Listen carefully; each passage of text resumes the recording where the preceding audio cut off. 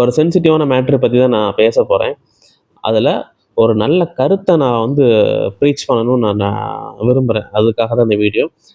நீங்கள் எல்லோரும் கேள்விப்பட்டிருப்பீங்க, இந்த காலத்துலன்ட்டுல பல வருஷங்களாக கிறிஸ்தவர்கள் மீதும் சபைகள் மீதும் நிறைய ஒரு ப்ராப்ளம் கொடுக்குறவங்க இருக்கிறாங்க. அதாவது ஒரு சர்ச் சர்வீஸ் நடந்துகிட்ருக்கும், ஆராதனை நடந்துட்டு இருக்கும் பொழுதே வந்து பிரச்சனை பண்ணுவாங்க. அதாவது ஆர்எஸ்எஸ் அமைப்பு, அப்புறம் இந்த மற்ற, அதாவது இந்த அதை எதிர்ப்பு தெரிவித்து வர எல்லா கூட்டத்தையும் நான் சொல்கிறேன். எனக்கு ஆர்எஸ்எஸ்ன்ற ஒரு பேர் தான் எனக்கு தெரியுது, அதனால சொல்கிறேன்.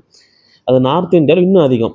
ரொம்ப வெளியரங்கமாக துணிகரமாகவே அதை பண்ணுவாங்க. அதாவது கொஞ்சம் கூட ஒரு நம்ம நாட்டின் சட்டத்திட்டத்தின் மேலே அது வந்து தவறாக இருந்தாலும் அதை ரொம்ப துணிகரமாக ஒரு பெருங்கூட்டமாக வந்து பண்ணுவாங்க. சர்வீஸ் நடந்துகிட்ருக்கும், வந்து சர்ச்சை வந்து ஸ்டாப் பண்ணி அதை நடத்துகிற போதகர்களை வந்து ரொம்ப அவங்கள லாக் பண்ணுற மாதிரி, அவங்கள கார்னர் பண்ணி கொஸ்டின் கேட்கறது, அவங்கள சில இடங்களில் அடிக்கிறது, அவங்கள அசிங்கப்படுத்துறது, இன்னொரு படி மேலே போய் அந்த சபை கட்டடத்தை உடைக்கிறது, சபையை இடிக்கிறது, இப்படி பல அநியாயங்கள் நடந்துட்டுருக்கு. இதெல்லாம் கேட்கும் பொழுது உண்மையிலே எனக்கு ரத்தம் கொதிச்ச ஒரு உணர்வு வரும் எனக்கெல்லாம். ஆனால் சொல்ல வர ஒரு விஷயம் என்னென்னா, ஒரு ஒரு அன்பை வெளிப்படுத்துகிற ஒரு காரியத்தை தான் இந்த இடத்துல சொல்ல போகிறேன். ஒருவேளை உங்களுக்குள்ளே நீங்கள் வீடியோ நிறைய பார்த்துருக்கலாம், அப்போ உங்களுக்குள்ள ஒரு பதிவு இருக்கலாம், என்ன இந்த கூட்டத்து மக்கள் இப்படி பண்ணுறாங்க, அதாவது ஆர்எஸ்எஸ் மக்கள் இப்படி இருக்கு, அதாவது எல்லாரும் சொல்ல வரல, அதில் இருக்கிற ஒரு சிலர் இப்படி வந்து சபையை வந்து சீரழிக்கிறாங்களே, இது பண்ணுறாங்களே என்கிட்டலாம் ஒரு சிலர்லாம் பேசும்பொழுது அவங்களெல்லாம் ரொம்ப திட்டி என்கிட்ட சொல்லுவார், இந்த ஆர்எஸ்எஸ்காரங்க அப்படி இப்படி இப்படின்ட்டு. நியாயமான கோவம், அதில் நான் வந்து மாற்றுக்கருத்தையில் ரொம்ப ரொம்ப ரொம்ப நியாயமான கோவம், அவங்கள்ட்ட கோபம் எல்லாமே. ஆனால் இந்த இடத்துல கோபத்தை கொஞ்சம் ஒதுக்கி வச்சுட்டு அவங்கள நேசிக்கிற ஒரு ஒரு ஒரு நிலைப்பாட்டை நம்ம எல்லாரும் எடுத்தோம்னா அது எப்படிப்பட்ட மாற்றத்தை அது கொடுக்கும்னு நான் ஜஸ்ட் ஒரு திங்க் பண்ணி பார்த்தேன். கண்டிப்பாக அதுவே ஒரு பெரிய ரட்சிப்புக்கு வழிவகுக்கும் நான் நம்புகிறேன். அதாவது சபையை சீரழிக்க வர மக்கள், அவங்க தான் நான் சொல்கிறேன், வேற யாரில். சபையை சீரழிக்க வர அந்த கும்பல், கையில் தடியோடு இது பண்ணிட்டு அந்த காவி கொடிகளை கையில் எடுத்துகிட்டு வரவங்களை நாம் அவங்கள அதே அந்த அந்த தன்மையில் நம்ம பார்க்காம அவங்களோட ஆத்மாவை பாருங்களேன். பாவம், அவங்க பண்ணுறது என்னதுன்னு தெரியாமல் பண்ணிகிட்ருக்குறாங்க. ஒருவேளை அவங்க நம்மளுடைய ஆண்டவரோட அன்பெல்லாம் ருசி பார்த்தாங்கன்னா ஆண்டவருக்கே அடிமையாக இருப்பாங்க காலம் ஃபுல்லாக, ஆண்டவரை வணங்கிட்டு ஆண்டவருக்குள்ள சந்தோஷமாக இருப்பாங்க. ஆனால் அப்படிப்பட்ட ரகசியங்களை தெரியாமல், அப்படிப்பட்ட உன்னதமான விஷயங்களை தெரியாமல் பாவம் அவங்க அந்த கம்பை தூக்கிட்டு வராங்க. அப்படி ஒரு பரிதாபமான பார்வையில் பார்த்து அவங்கள நேசித்து ஒரு படி மேலே போய் அவங்களுக்காக பாரமாக ஜெபம் பண்ணிங்கன்னா அது இன்னும் உன்னதமாக இருக்கும். குறிப்பாக யாருக்கு சொல்கிறேன்னா, நேரடியாக அதனால் பாதிக்கப்பட்டவங்க, நேரடியாக அதனால் பாதிக்கப்பட்ட சபைகள், நேரடியாக அதனால் பாதிக்கப்பட்ட போதகர்கள், ஊழியங்கள், இப்படிப்பட்டவங்க இருப்பீங்கன்னா,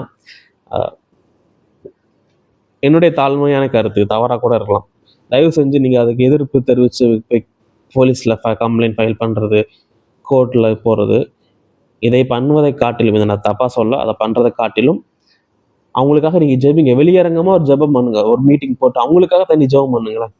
அந்த ஊர் பேசட்டும், அதை பற்றி அதை குறித்த 4 பேர் பேசட்டும். ஏன்னா அந்த அந்த அந்த சபையை சீரழிக்கணும்ன்ட்டு வரவன் ஒன்றும் ரோபோட் இல்லை, அவன் மனுஷன். அவனுக்குள்ள இருதயம் இருக்குது, உணர்வுகள் இருக்குது, அவனுக்குள்ள வேதனை கண்ணீர் இருக்குது.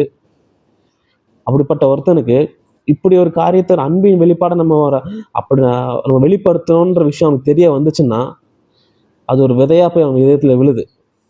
ஒருவேளை உடனே அந்த அன்பு அவனை மாட்டாது, ஆனால் என்னைக்காவது ஒரு நாள் வேற ஏதாவது சூழ்நிலையில் அவன் ஆண்டோட அன்பை இல்லை ஆண்டோட பிள்ளைகளோட அன்பை உணரும் பொழுது அப்போ அவன் உணர்வான், ஆமாம் அன்னைக்கே அந்த அனுபவம் அவனுக்கு இருக்கும். அப்போது இது வந்து உடனே நடக்கிற ஒரு ரட்சிப்பு இல்லை, ஒரு செயின் ஆஃப் ப்ராசஸ் மாதிரி.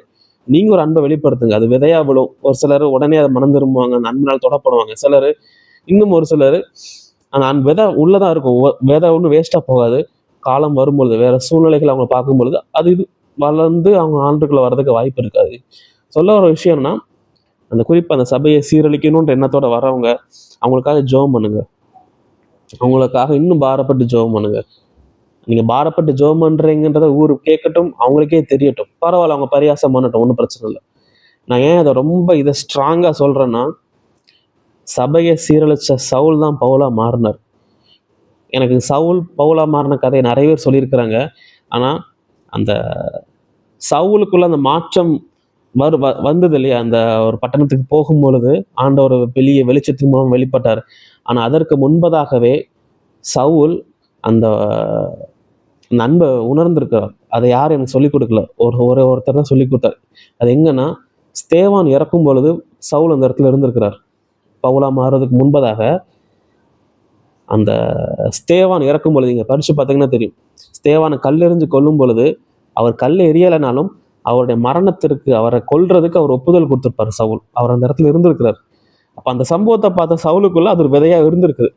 அவருக்கு அவர் யோசிச்சிருக்கலாம், என்ன ஒரு மனுஷனை நம்ம அடிச்சு கொல்றோம், அந்த மனுஷன் நமக்காக ஜெபம் பண்ணிட்டு கண்ணு மூடுறாரு அப்படின்ட்டு. அந்த நன்மை நிச்சயமா அவருக்குள்ள இருந்திருக்கும். ஆனா உடனே அது கிரியை செய்யல. என்னைக்கோ ஒரு நாள் அதுக்கப்புறம் நிறைய சீரழிவுகளை பண்றாரு. சபைகளுக்குள்ள போய் சபையை கெடுக்கிறார்.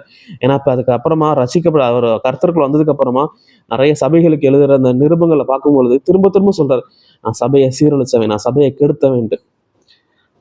அப்படிப்பட்ட சவுல் பவுலா மாறும் பொழுது உங்களுடைய சபைக்கு எதிராக வர அந்த கூட்டத்துல அப்படி எத்தனை சவுல்கள் இருக்காங்கன்னு தெரியல.